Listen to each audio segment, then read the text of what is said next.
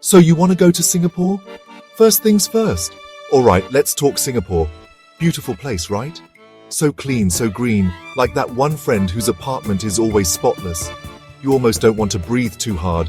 Now, if you're watching this from India and you're thinking of popping over, listen up. You need a visa. Yes, you. It's like a permission slip from Singapore saying, okay, you can come visit. Most Indian passport holders need one. It's just how these things work. Don't worry, we'll break it down. It's not rocket science, but it's also not ordering pizza. There are steps, many little steps. First up, your passport. This is your travel ID, your golden ticket. It needs to be valid, obviously. Not like that expired coupon you found in your wallet. It must be valid for at least 6 months. 6 whole months. From the day you plan to enter Singapore. Not the day you apply, not the day you book your flight, but the day you land. Check that date, then check it again. And make sure it has at least 2 blank pages for all the cool stamps. Singapore likes its stamps. Next, the visa application form. Oh, the forms. Every country loves its forms. You need to fill this out. Form 14A, that's its official name. Fill it carefully. Use your best handwriting or type it if you can. No scribbles, no mysterious stains. Make sure all the information is correct. Your name, your birth date, all those important details. One tiny mistake and whoops, problem. You also need recent passport-sized color photographs. Specific size, usually white background. No smiling like you just won the lottery, just a nice neutral face. Like you're posing for a very serious selfie. And then, proof that you're coming back. Singapore wants to know you're just visiting, not planning to move in permanently. So, you need a confirmed return ticket, or a ticket to your next destination if Singapore is just a stop. Also, money. You need to show you have enough money for your stay. Bank statements usually do the trick. They want to see you can afford the food, the fun, the fancy Singapore sling. Not that you'll be washing dishes to pay for your hotel. That would be a different kind of trip. Now let's talk about a cover letter. This isn't a love letter, but it kind of is. A letter to the visa officer. You need to write one. It should say who you are. It should say why you want to go to Singapore. To see the pretty lights is a start, but maybe add more. Mention your travel dates. If someone in Singapore invited you, mention them too. Keep it polite, keep it clear. Think of it as your personal introduction. Your chance to say, hey, I'm a good tourist, let me in. And where will you sleep? Under the stars? Probably not in Singapore, they like things organized. So you need proof of accommodation. This means a hotel booking, a confirmed booking with your name on it. Print it out. If you're staying with family or friends, that's cool too. But then they need to give you a letter, an invitation letter, and maybe a copy of their ID, just to show you have a legitimate place to crash. No funny business. They want to know you won't be wandering the streets looking for a bench. What if you're employed? You have a job? You're a responsible adult. Great. You'll need some extra papers for that. You need a letter from your employer. This letter should be on company letterhead. It should say you work there. It should say your job title. It should also say you're on leave for these specific dates. And importantly, that you'll be coming back to your job. Your boss basically vouching for you. Yes, this person works for us, and we expect them back. But what if you're the boss?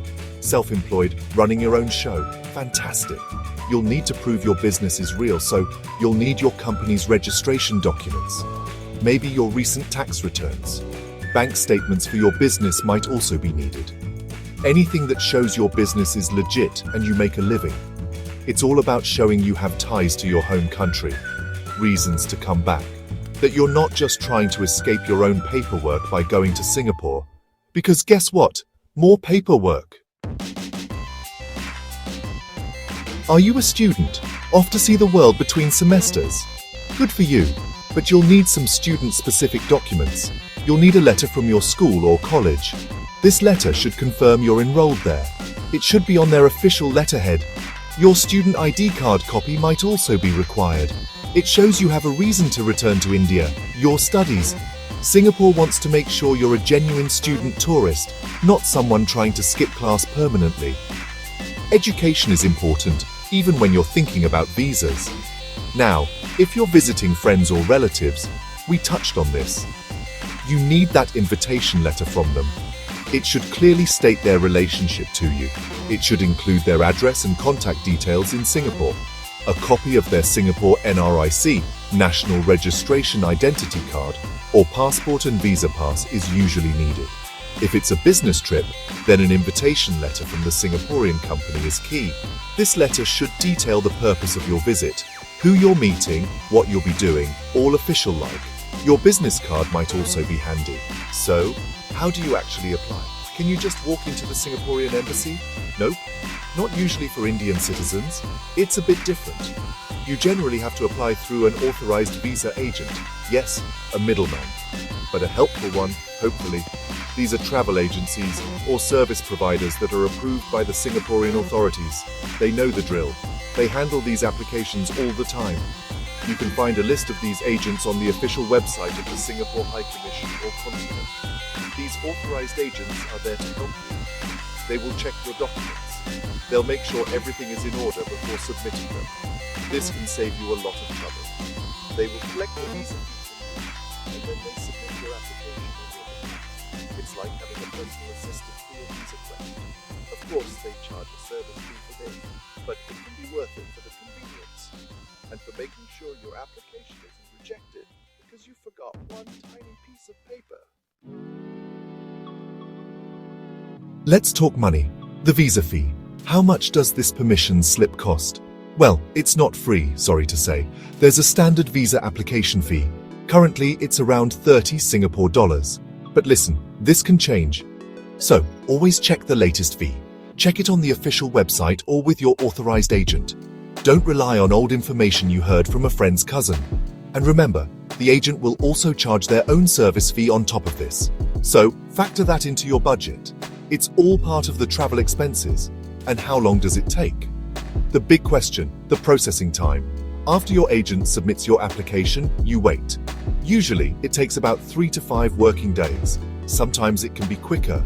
Sometimes, if there are a lot of applications or if they need more information from you, it can take longer. So apply well in advance of your trip. Don't leave it to the last minute.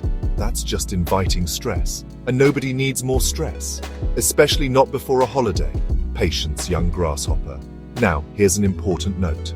Even if you have all your papers perfect, even if the agent says everything looks great, the final decision is not up to them. The final decision rests with the Immigration and Checkpoints Authority, ICA officers in Singapore. They are the ultimate gatekeepers. They look at everything. They decide who gets a visa and who doesn't. So, be honest in your application. Provide genuine documents and hope for the best. Usually, if everything is in order, it's fine. But they have the final say. One last thing. The 96-hour Visa-Free Transit Facility, VFTF. This is a special thing. If you are an Indian citizen transiting through Singapore, meaning you are going from one country to another country, and Singapore is just a short stop in between, you might be eligible for this VFTF. This means you can enter Singapore for up to 96 hours without a visa. But there are very specific conditions. You need a valid onward ticket. You need a valid visa for your next destination, like the US, UK, Australia, etc. Check the rules very, very carefully before relying on this.